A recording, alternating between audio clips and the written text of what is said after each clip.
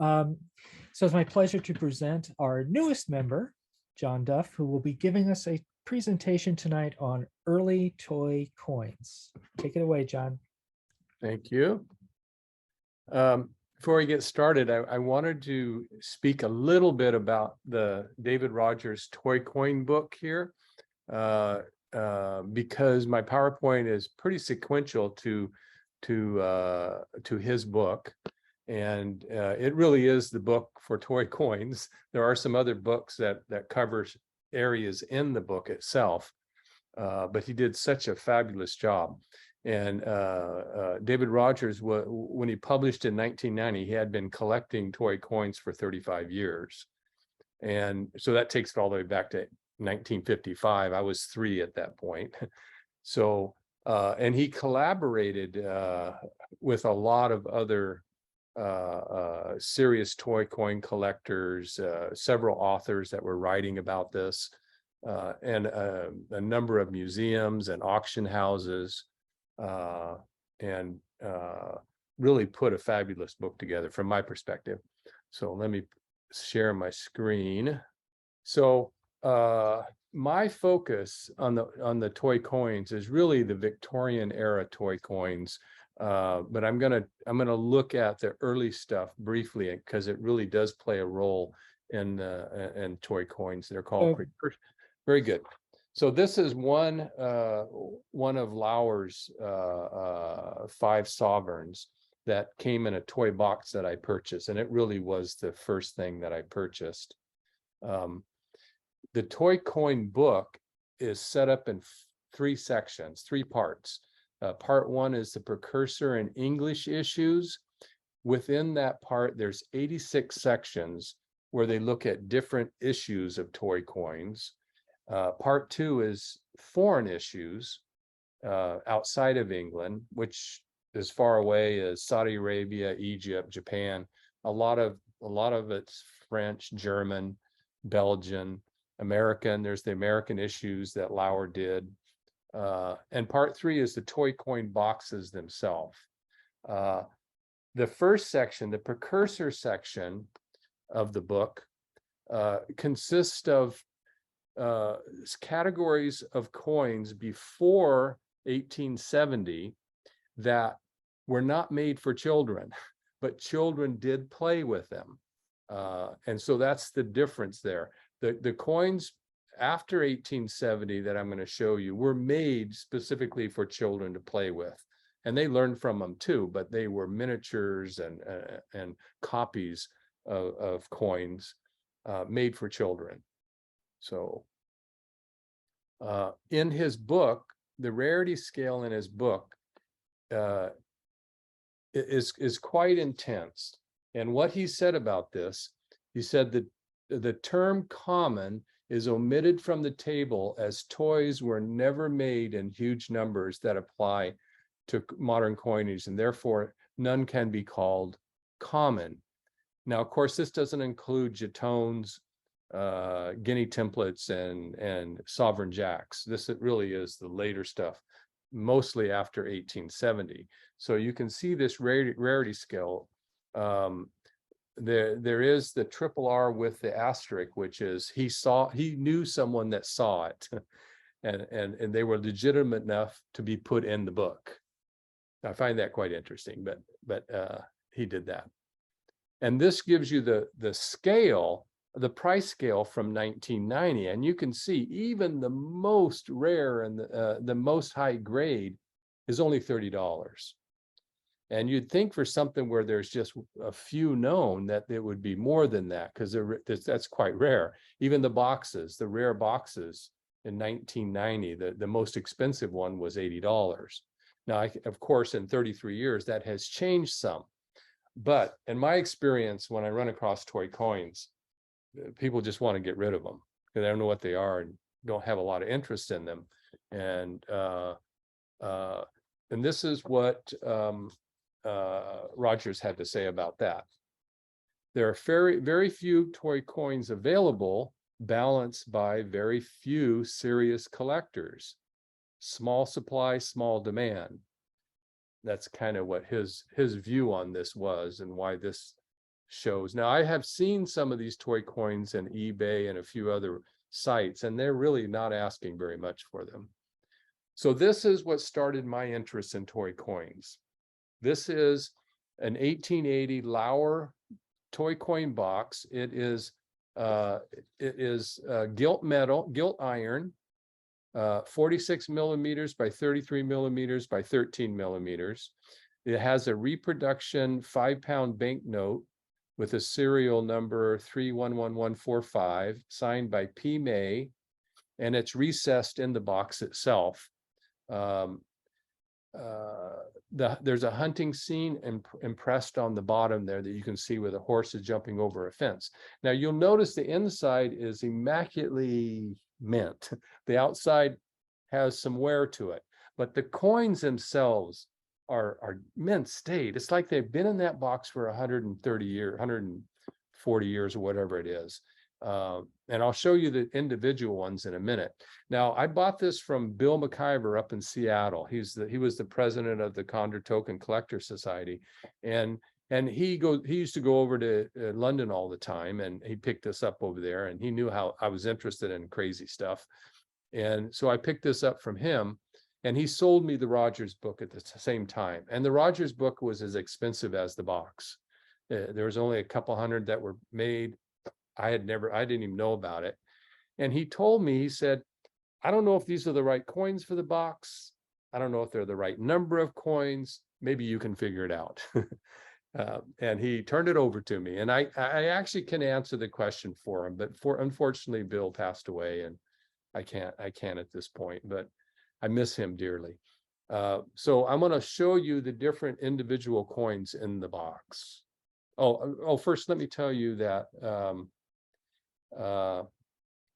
what's supposed to be in the box is 11 denominations from section 20. And because the section 20 coins did not have pennies, half pennies, and farthings, he took those from section 10. So there should have been a total of 14 coins in it. There were, these are the coins that were in it. There were 13, I believe, but there were a couple of duplicates. So not exactly the right number, but the right coins. So here is what they look like. First is the 5 sovereign, and there's about 6 different varieties of 5 sovereign. Both of these were in the box. The difference is the top one is the large 5, and the bottom one, you see the small 5. It says imitation of 5 sovereign on the left.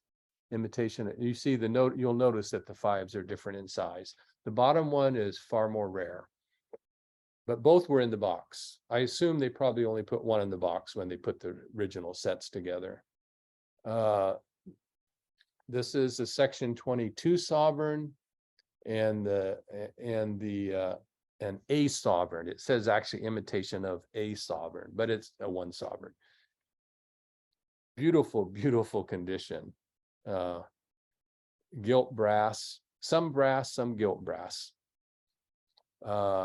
This is the last half sovereign, which in this series they produced in brass. When it shifted to the crowns and the shillings, it went to white plated iron, which is zinc. And zinc doesn't hold up well, but again, these were in the box, so they held up quite well. The bottom one is a 1 crown. This is the half crown and the 4 shillings. Again, in great condition that these are in. These are all section 20. And then there's a 2 shilling and a shilling. This is the 2 at the top.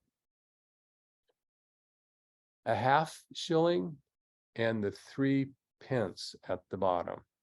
Now that was the last of the 11 that were included in this box from section 20. There was a spielmarke, but it wasn't included in the box.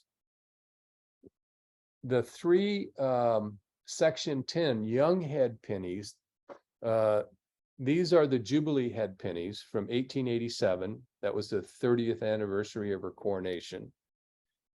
These are called the Younghead jubilation from 1887.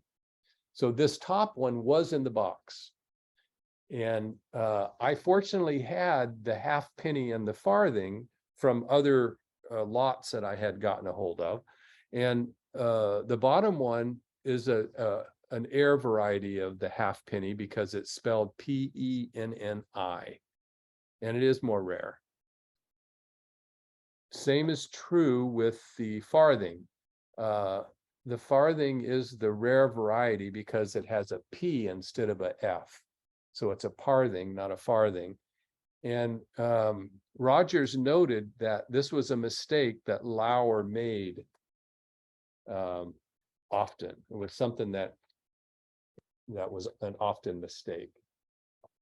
Let me see. I covered all the notes on this. Yeah. Okay.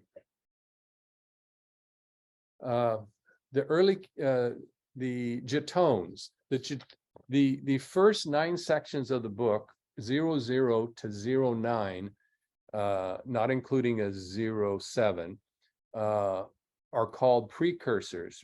They're materials made that children played with, but they weren't made for children to play with. And jetones is the first category, and of course it's 4 centuries of jetones.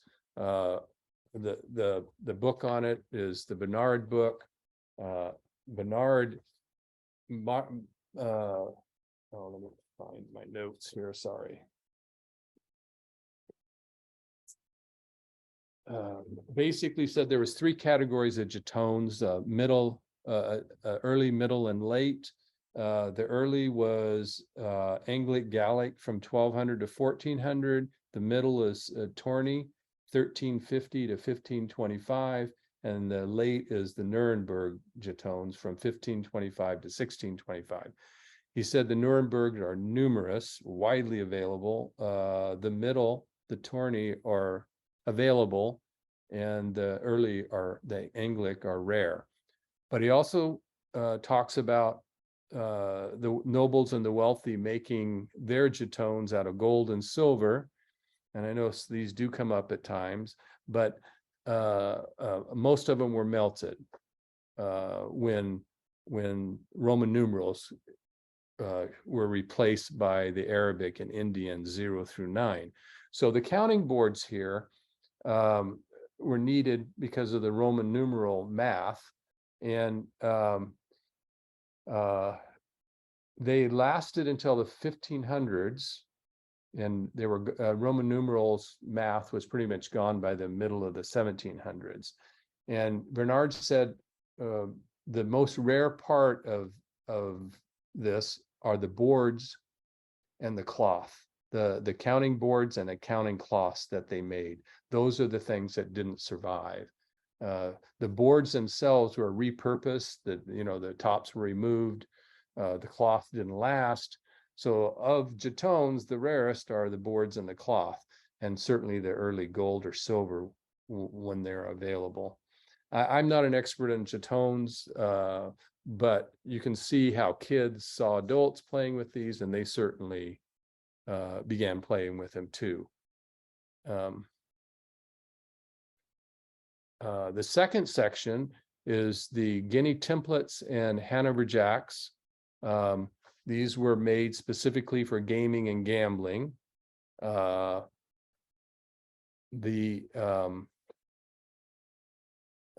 have a few examples of them. Some of them look more like true guineas, and others had wording on it, like this one has memory of the good old times, in memory of the good old times, good old days, excuse me, 1768. George III became king in 1760. Here's one that's dated 1701. It has George III on it. Obviously, you can tell that that's not real. I think some of these people did try at times to pass them off as gold. Another in the memory of good old days, 1788. 1791. This one was in really, really good shape, and I paid a little bit more for it because of that. It's very high grade, 1795, and this is an 1800. So those are some of the guinea templates that I have. Hanover Jacks. Now the Hanover Jacks, I was lucky enough to get a hold of a study of varieties of Hanover Jacks. There were 134 in the study of different varieties and dates. Oh, let me see. Excuse me. So the differences on these, this is a very nice condition, a Hanover Jack. That's why I used it. But it's also a no date Hanover Jack because the 1837 is the date of coronation. It's not the date of the coin. So if one of these Hanover Jacks has a date, a different date on the obverse or reverse, or sometimes two dates, then that's a dated coin, whereas all the others with just 1837 are not.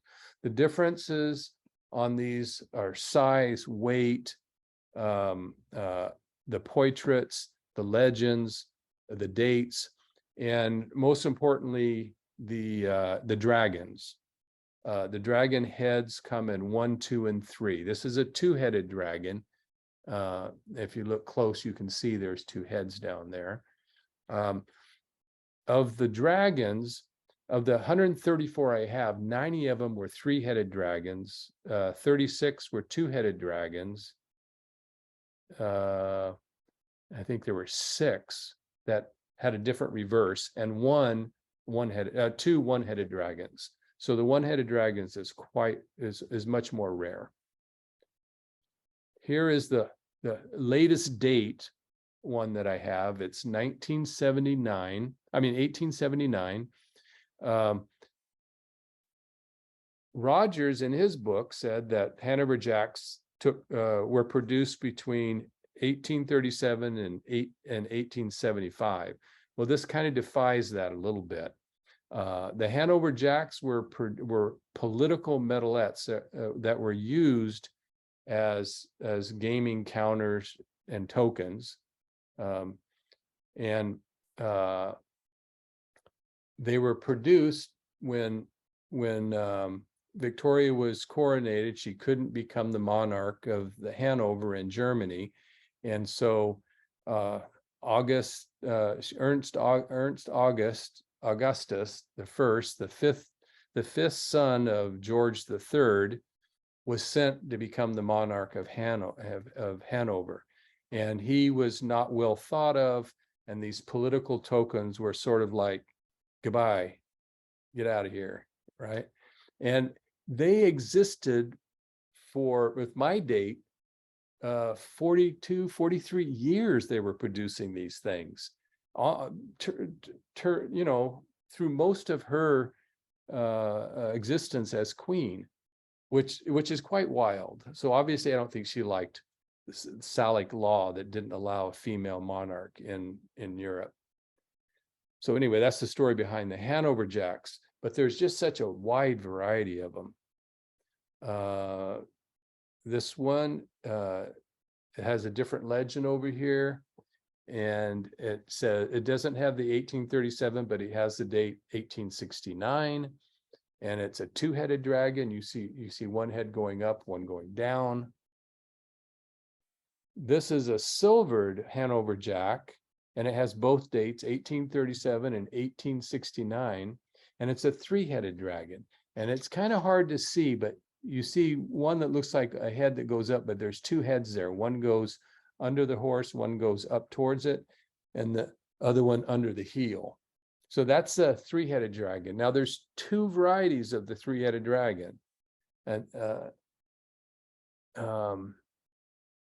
this is the 1869. Oh, wait a minute, I went backwards. Sorry. This is the 1862 three-headed dragon, and you'll notice the three-headed dragon is different. It's a bit more primitive. You can see the three heads jump out. And the legend over here is different. It says Queen Victoria of Great Britain. So So they do vary. This has both dates, 1854, and it's a three-headed dragon. This is the other form of three-headed dragon, a little harder to see, but if you have a loop, you can see pretty clearly there's three heads there. Now this one kind of defies the date 1837 because she wasn't coronated for 7 more years. So I'm assuming this was probably a mint heir. You know, they put 30 instead of 37 there. I'm not sure, but it's interesting to have. This one is a no date, three-headed dragon, kind of the primitive style, but this is the only one in the group that had this very early Victorian portrait on it. Here is, this was listed in the book, and it's listed in the Rogers book because it was put in several of the coin boxes. It was used in several coin boxes, the gilt iron coin boxes. And it says over here, has a lady playing cards, and it says, keep your temper.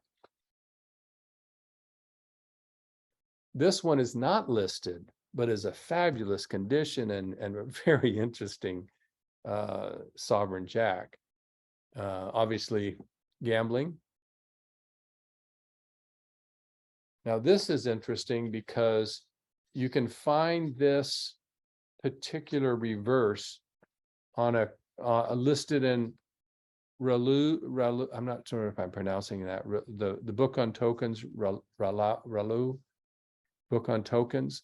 You can find this in there, and it has a coronet head, Liberty head on it, not Queen Victoria, but it's the exact same reverse. And Ralu notes in it that it was produced in England as a card counter and advertising. Now, I've also seen this American, you know, with the coronet head in one of the sites where they were selling it, and they said it was related to the circus as a circus token. I'm not sure if that's true, but someone said that anyway. Very interesting token. Spielmarks. Now, spielmarks and reckonfinnings were really the earliest of toy coins. They started around 1750. He did not he did not list them out, or he doesn't have them cataloged because there are so many of them. He just put a list.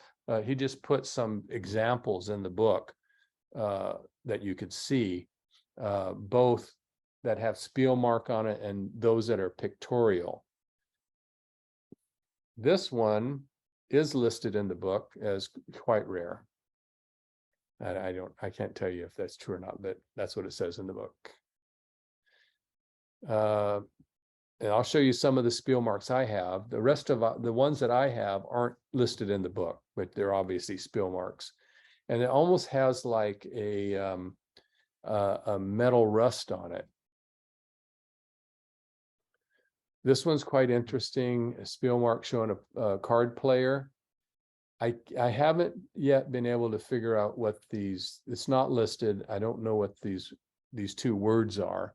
I don't know if any of you can figure it out, but it's very, very difficult to read. This is a spielmark with a bird. Pig. This is one of my favorites. Just it's interesting.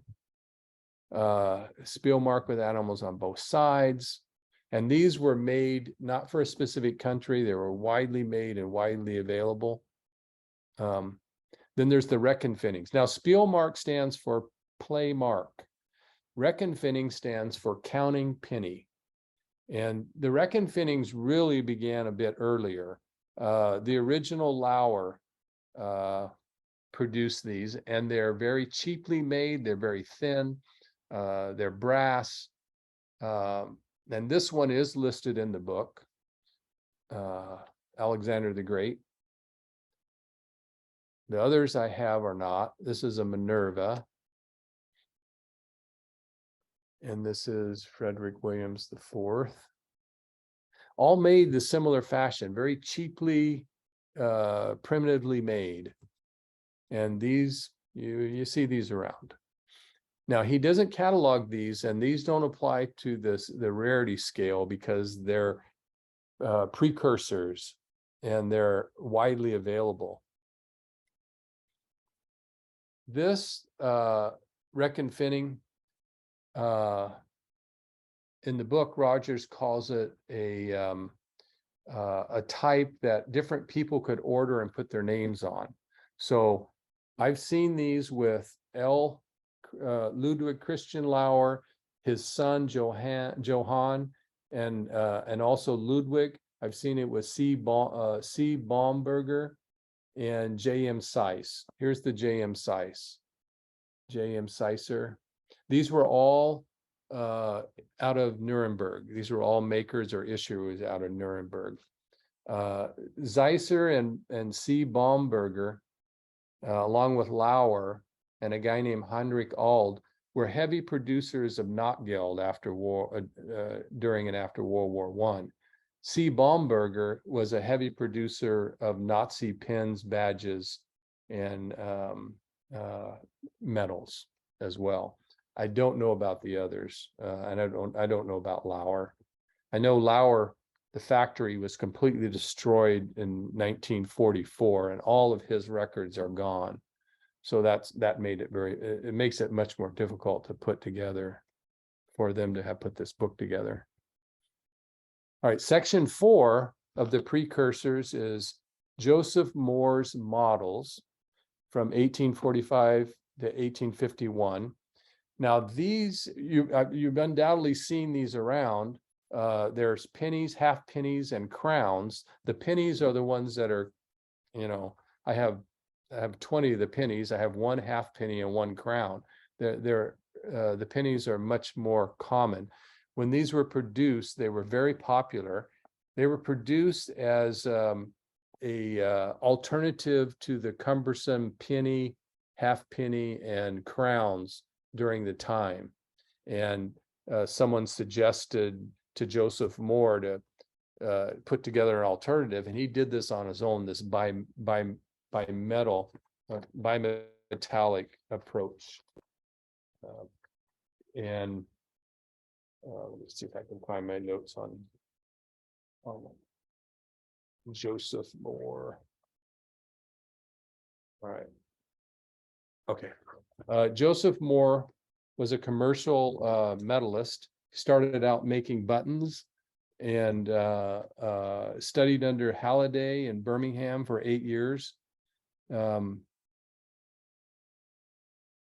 There's 3 sections that he did. There's these pennies, half pennies, and crowns, and they came in a variety of different metals. These pennies and half pennies, some of them had nickel zinc centers with bronze, copper, annulus, nickel zinc center with copper annulus, white plated brass center with copper annulus, all copper flan with a center white plated, and all silver. So the idea was, if you took a penny and put a little bit of silver in the center of it, it would be worth, you can make it a lot smaller and be worth as much as a penny. So that was the concept, both with the penny and the half penny. This is a different metal of penny, and here's the half penny, which has the nickel zinc in the center and the copper. And this is the crown. This crown is in really good shape.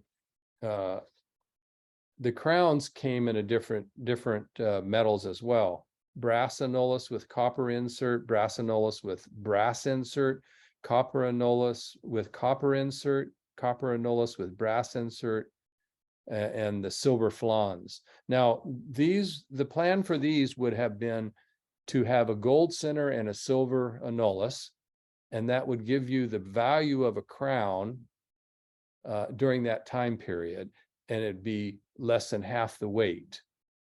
So that was the idea behind this. And you can, if you look at this closely, you can see the worn on the fields. It's worn. So these are plated. I believe it's plated copper. or brass. I'm not sure. Not sure on it. Joseph Moore made miniatures because during Victorian era, the value of the pound skyrocketed and they needed smaller change.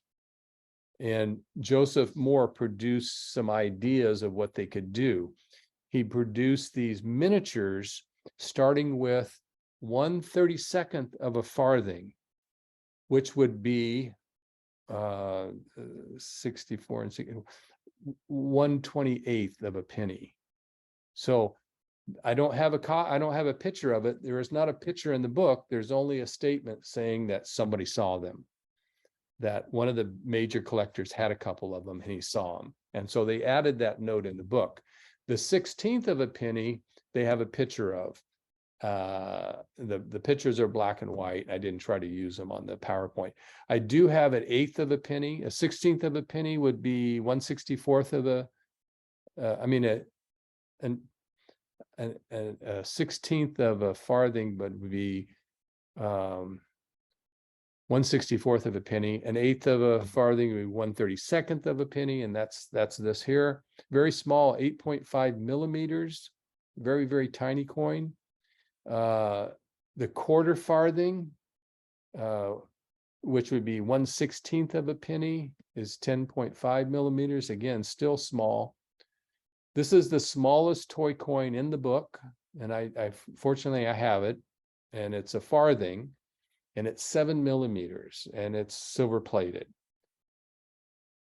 He also made model pennies. The other thing Joseph Moore made was a set of 9 miniature medalettes of the royal family. There were 9 of them. There was Victoria and Prince Albert, and then there was 7 of the children. It went to 1852. The last 2 children, these were made before they came around. I think the last 2 children, 54 and 56 or something like that. But I have 2 of these, 2 from the set, this one here and this one here, Prince Alfred. They're very tiny, very interesting.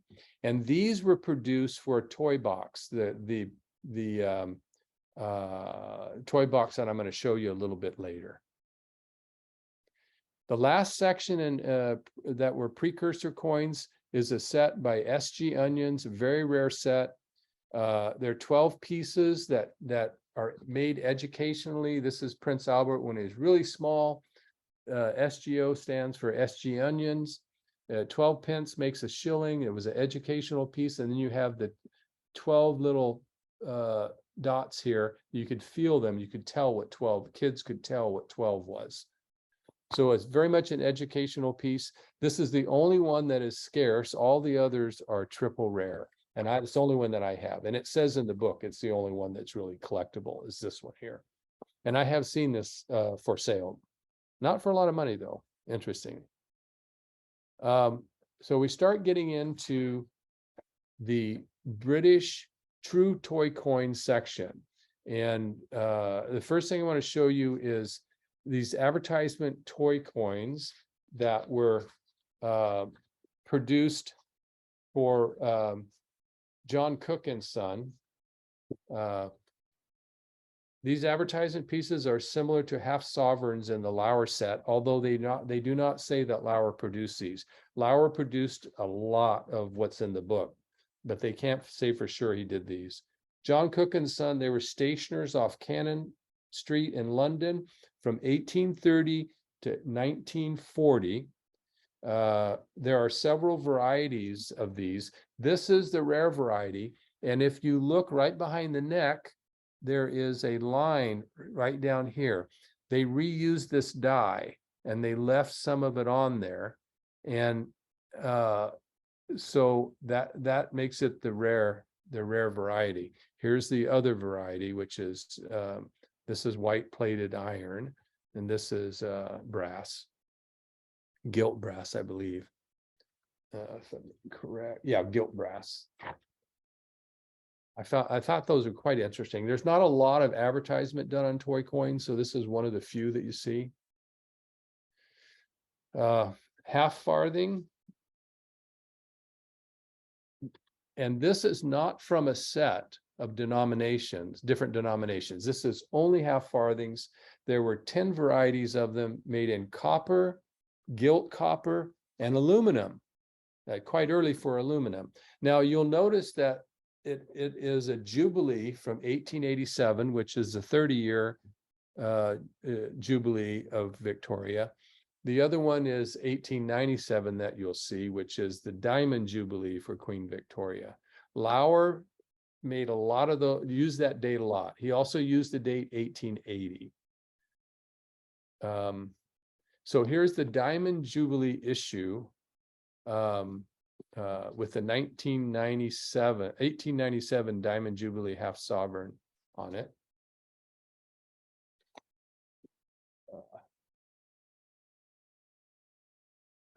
I'm sorry. Okay.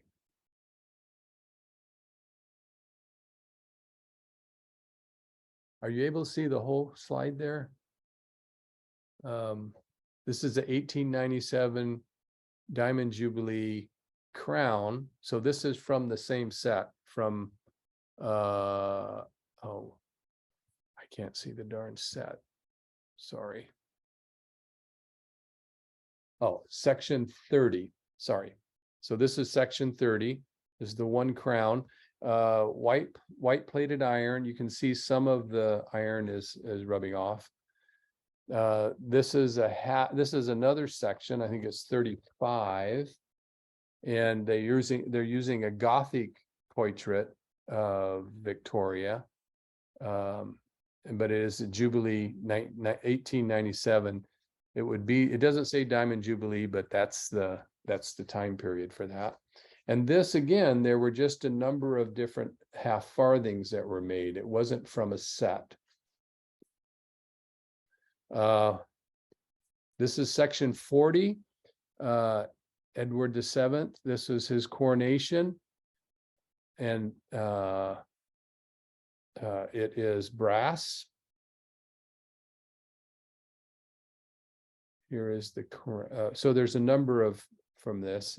There's the crown, white. Now you can start to see what happens to white plating, the zinc white plating on iron. You actually see some rust spots coming through. You see a little bit of the white plating left. Certainly see it on this, the half crown. This is the florin.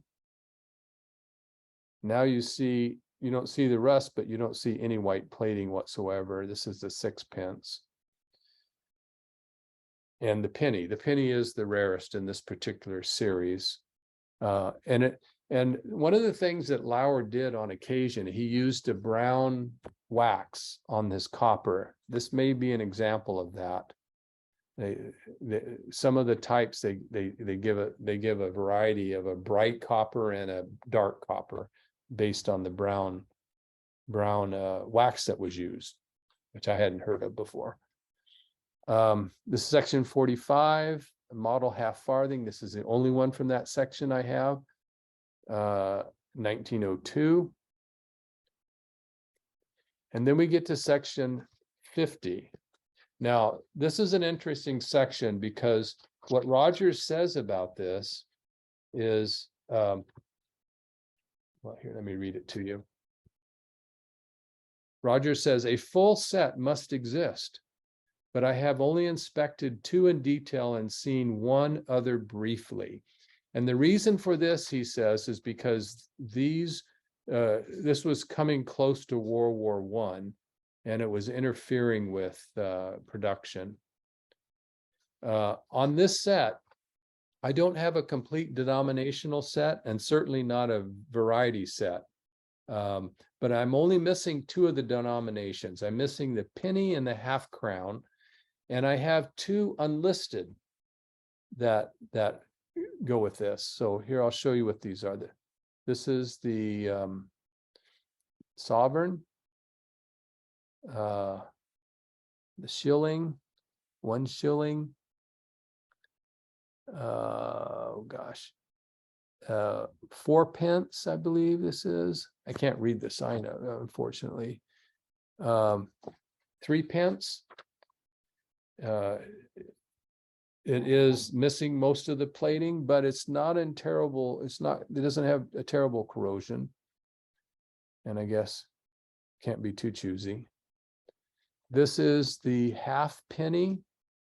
And you'll notice it's marked triple rare with asterisk, which means that at the time he wrote the book, someone had seen one. That's what that means.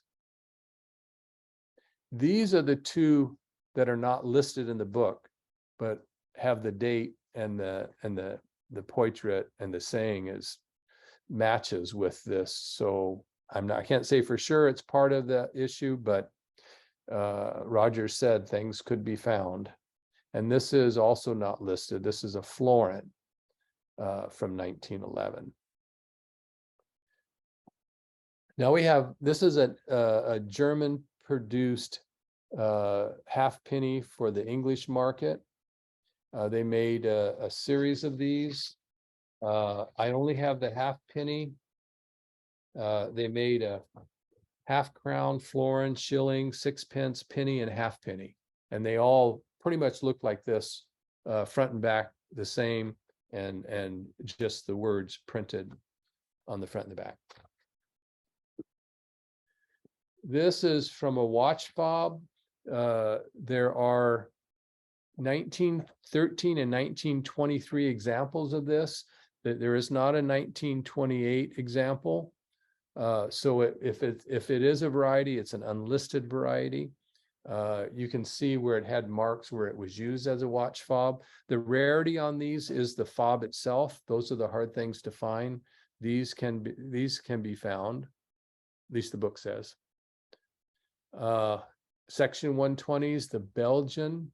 I only have one Belgian from this section. It's the 2 cent. This is from section 170, France. This is the French 2 francs. And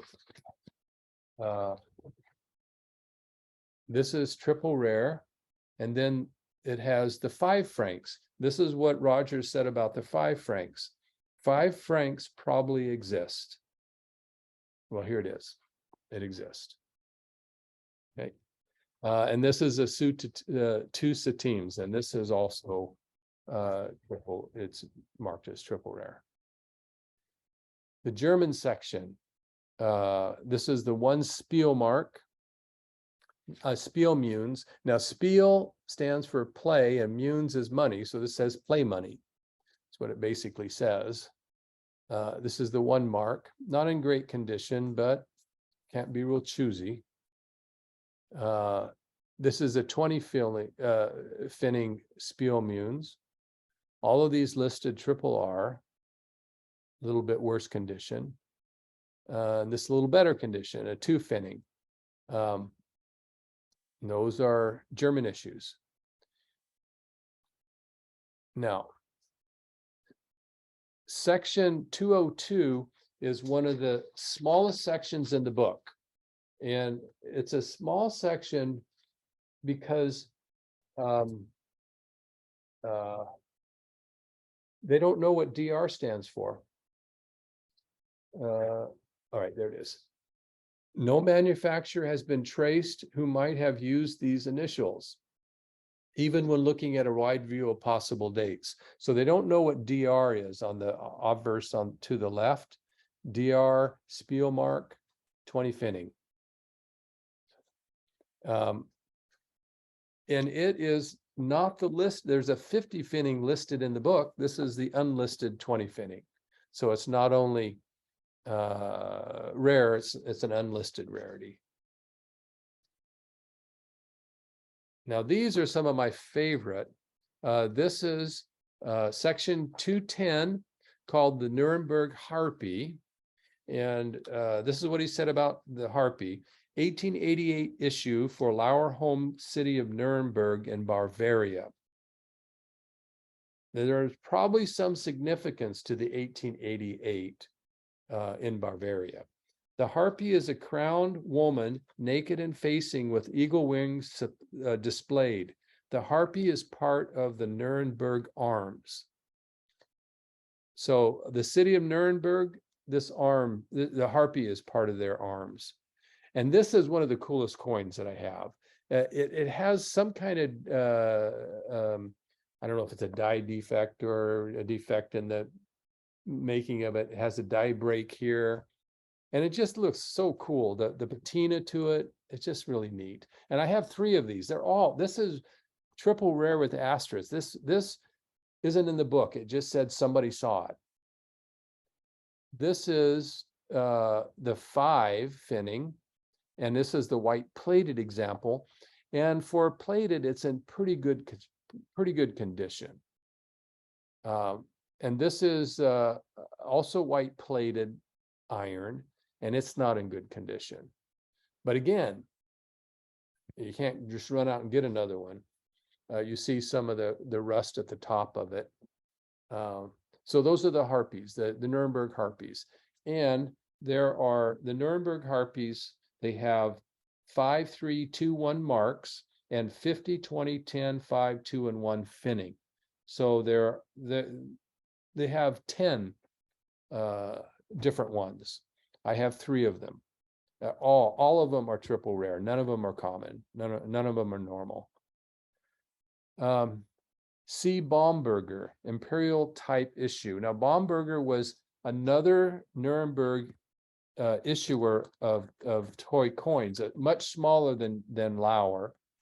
He also produced, like I mentioned before, a Nachtgeld during World War I, and later lots of Nazi stuff. If you go and look, if you put his name in and type it in, you'll get all kinds of Nazi memorabilia from this guy. Not so much with the other Nuremberg ones. I think Lauer and Zeisser and Heinrich Ald, A-R-L-D, they were all issuers, and I think they stayed away from the Nazi stuff. Ald, by the way, Heinrich Ald is in business today, making coin blanks and medals in Nuremberg, Germany. So these are, again, quite rare. Has triple R with the asterisk, means somebody saw it. Well, here it is. You can see it now. Not in great shape. These are all white plated iron, and it looks different. This looks like a patina of rust has occurred. The white plating is all gone. And again, triple R with the asterisk.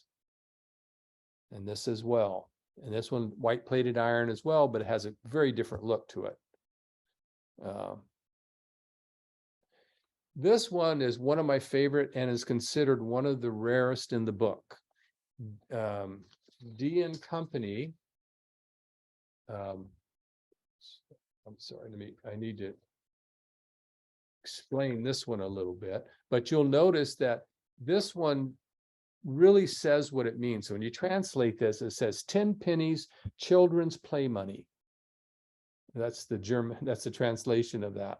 And it only has 1 listed in the book.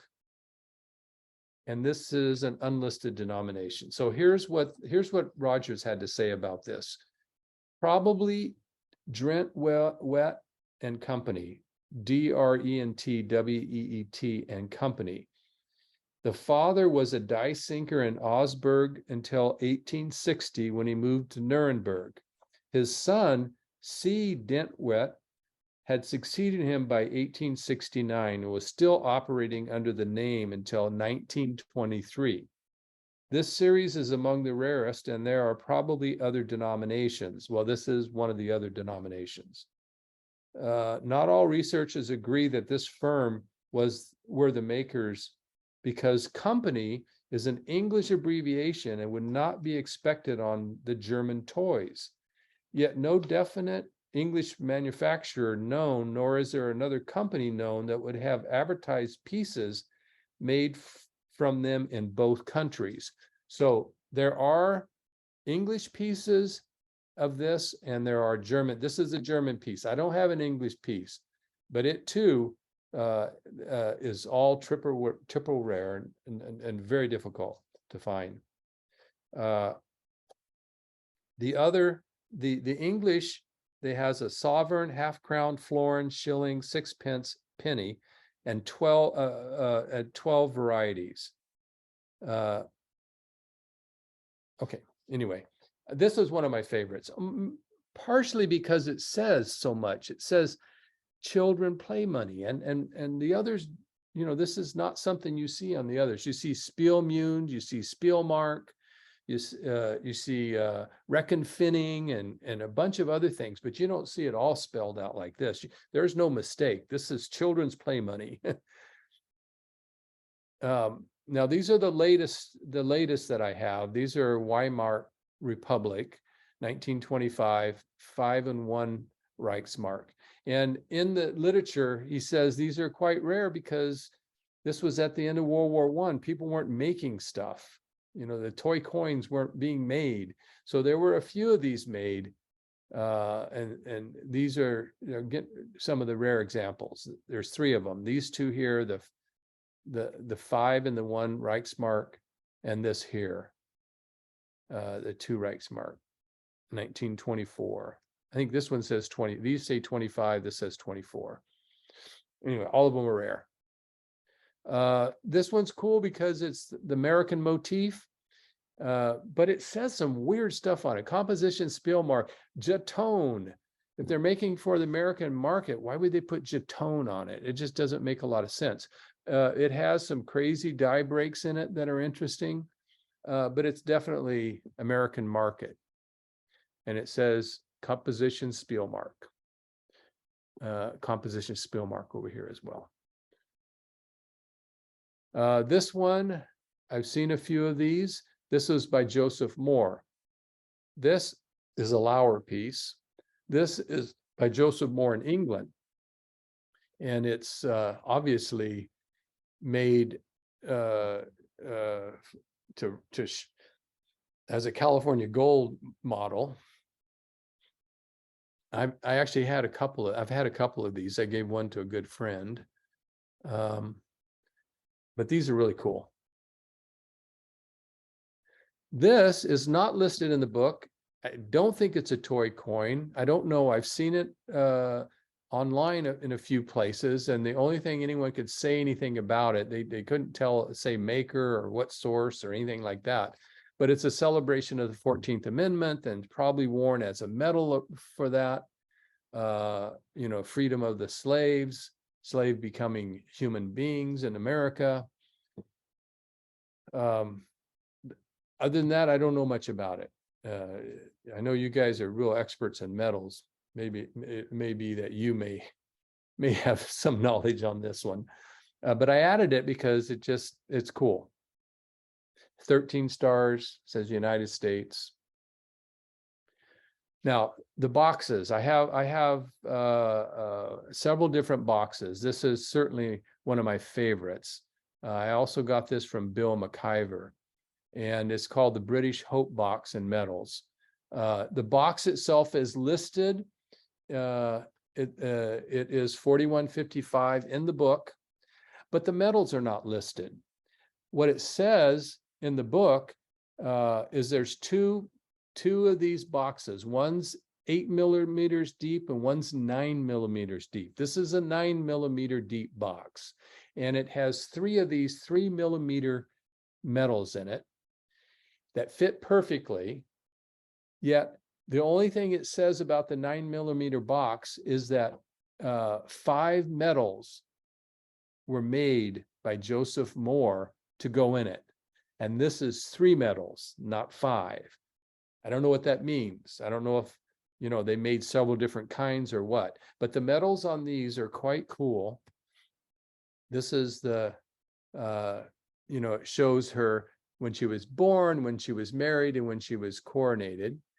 And it says Europe's glory, obviously showing the power of, the United Kingdom. This shows when he's born and when he's married, Prince Albert. And it says English pride, showing all the industry. certainly in the throes of the Industrial Revolution. And this shows 6 of the kids. Now, she had 9 children. 6 are on here. The last one is Prince Arthur, born 1 May 1850. A lot of these boxes were made for events, specifically for the coronations of 1902 and 1911 coronation, the 1887 and 1897 jubilees. This may have been for the 1851 British Exposition, because they didn't include the children that came after. I think the next one would have been 1852. I don't know. I mean, I'm just, that's kind of an idea on that, and I'm not sure about it. But I do like these. The Prince of Wales, a small toy coin. In these, the 1 penny and below is the correct one. The other coin probably didn't come with it. It probably came with a penny, half penny, and farthing that are the style below. The 1 penny below. This is the Windsor Castle. This is the box that the medals of Queen Victoria and the children would have gone in. At least this is what Roger says in the book. So these coins were probably put in there really, really early because they're in great condition, but were probably not the coins that originally came with it, because they were pretty specific about the Windsor Castle having the set of medalettes of the children and Queen Victoria and Prince. And this is something I picked up. It's just a coin penny box with Mahdi money in it. I took 2 of them out because they were high grade. They came back 62 and 63. And they were quite early. So I thought this was fun, but it's not in the coin. It's just something I had. And that's it. So. Fantastic. Fantastic. Thank you, John. Welcome. Anybody have any questions for John? I have. I came in late, so what is the book that John is using? Oh, here. Let me show it to you. Where did I put it? Here it is. It's the toy coin book by Rogers from Galata, 1990. It really is the book on the subject. Okay. It's not easy to get. There weren't much of them made. So, but it's a cool book. And it dates from the 13th century to 1980. So, and I collect in the middle. I collect the Victorian stuff. That's my big interest. I don't collect jetones. I have some of the guinea templates. I really like the Hanover Jacks, and I have a big collection of those. But I really like the Victorian era stuff, the middle stuff. And by the 1830s, it doesn't interest me so much. I'd have The 1930s, sorry. 2 comments. Lauer did make Nazi medals and badges. Oh, they did. Okay. Yes. All right. And then you had the 1 mark with the DR Spielmünze. Yes. And did he talk about that at all? Because it would seem to me the DR is Deutsches Reich Spielmünze. That would be the correct legend on the coins of that style. They were talking as if it was initials. That's what they said. That the few that they have, they couldn't figure out who the maker was because they couldn't figure out who the initials were for. Now that's what the book says. It right. Could, I would assume because that style marks would be Deutsches Reich. Okay. And so the DR Spielmünze would make sense of Deutsches Reich Spielmünze play money. Okay. So Okay. then it could end up being one of those Nuremberg Oh, issuers. it would still be Lauer, yes, yeah. Yeah. Okay. Any other questions? Oh, I had one other comment. Okay. I have representing 32 of the sections out of 190 sections in the book. Just so you know, what you saw was 32, representing 32 of the sections, but they were key sections and they were in the middle and they were definitely the Victorians. But it's like, I feel like I'm just touching the subject, to be honest with you. And That's I must have all read any the of us book. do. I must have read the book a dozen times. Uh-huh. Uh-huh. Well, it's cool. Any other questions?